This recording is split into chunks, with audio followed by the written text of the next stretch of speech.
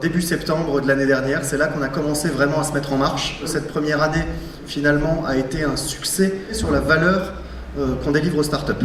En moins de 18 mois, le Lab RH a réuni plus de 300 startups adhérentes. Près de 2/3 de l'écosystème de l'innovation RH en France. 18 partenaires stratégiques, 10 adhérents grands comptes. En 2016, plus de 760 000 € de chiffre d'affaires. Une répartition 1/3 entre les adhésions, les missions, les partenariats.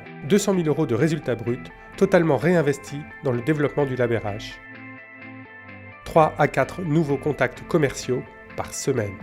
Au final, ce sont 1,2 million d'euros et 480 opportunités de visibilité, presse, événementiel, rendez-vous clients, qui ont été générés par le Lab pour les startups du Lab.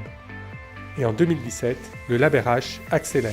On s'engage, nous, Lab RH, à réaliser un événement par semaine. Un événement, c'est 6 startups qu'on va pouvoir mettre en avant. Il faut qu'on organise 50 événements sur l'année. Au deuxième trimestre 2017, on va lancer un incubateur. Au-delà d'un lieu pour de la rencontre, c'est aussi pouvoir proposer des postes de travail. On va proposer des ateliers, des formations. Comment je fais pour lever des fonds, chercher des subventions? Comment m'accompagner sur mon branding? Leur rôle est triple: produire de la connaissance, aider les startups à fiabiliser leur modèle, qui permettront au Lab d'avoir une visibilité, d'avoir un discours, d'avoir des arguments, bref, d'avoir une voix qui porte dans le débat public autour des questions d'emploi et d'accès au travail pour les individus.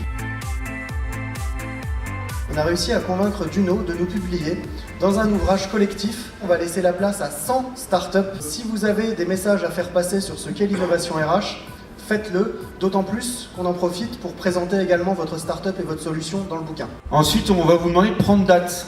La première, c'est l'annonce du partenariat avec Google.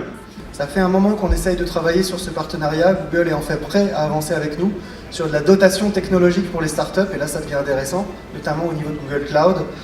Et derrière, sur du mentorat, de l'accompagnement, Google peut apporter vraiment beaucoup de choses. Une soirée qui aura lieu le 30 janvier 2017 dans les locaux de Google. Deuxième date aussi, c'est ce que moi j'appelle le TED RH, qui sera organisé donc le 30 mai 2017 au Grand Rex, avec un peu plus de 2000 personnes.